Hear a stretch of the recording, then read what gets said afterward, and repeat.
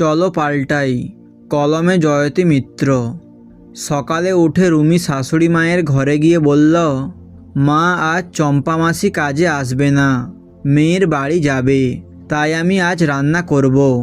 বেশি পদ করব না, ওই মাংস আর ভাত আমি করে নেব, আর তোমার আর বাবার জন্য হালকা মাছের ঝোল করে দেব। শাশুড়ি মাকে এই কথা বলতেই শাশুড়ি মা গৌরী দেবী বললেন, শোনো সুমি, তোমাকে কিছু করতে হবে না, তুমি পড়ায় মন দাও। পরশু থেকে তোমার সেমিস্টার শুরু হবে, রান্না নিয়ে তোমাকে ভাবতে হবে না। আজকাল চম্পাই তো সব করে, বসে বসে আমার তো শরীরে বাত ধরে গেল, আর তোমার বাবার তো আজকাল আমার হাতের রান্না খাওয়াই হয় না।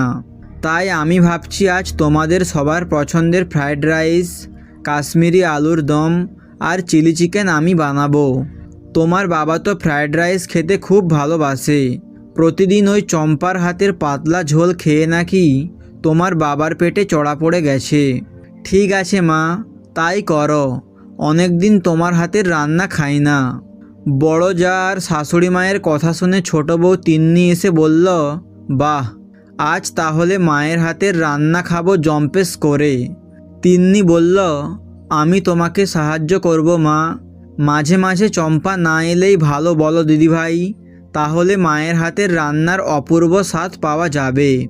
গৌরী দেবী বললেন, তিন্নি, তোমার আজ জুয়েলারি সেলের লাইভ আছে না সন্ধ্যায়, তুমি তোমার কাজ করো, এদিকে তোমায় ভাবতে হবে না।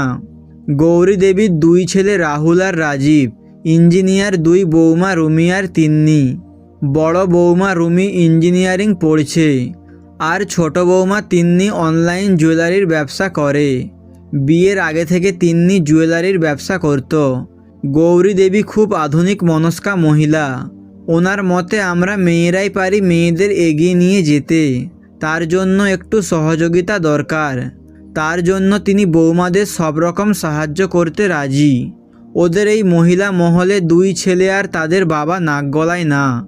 দুই বৌমা আর গৌরী দেবীর গলায় গলায় ভাব, আর ঝগড়া হতেও সময় লাগে না, ওই অম্ল মধুর সম্পর্ক আর কি। আজ রবিবার ছুটির দিন হলেও রাহুল আর রাজীব দুজনের কিছু ব্যক্তিগত কাজ থাকায় বেরোবার আগে তারা মাকে বলে গেল মাকে তাদের জন্য বসে না থেকে খেয়ে নিতে।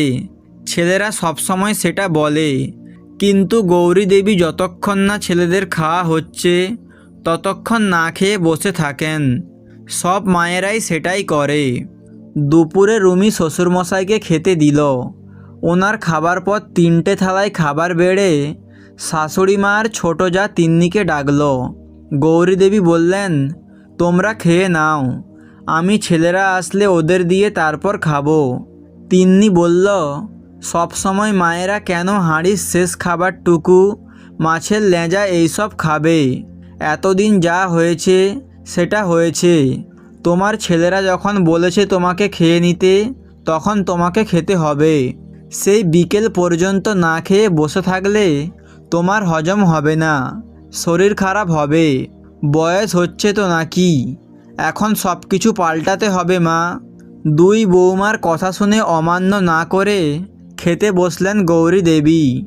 ওনার স্বামী বৌমাদের বললেন, যাক, তোমাদের কথায় তোমাদের মা আজ প্রথা ভাঙল, খুব ভালো লাগলো দেখে।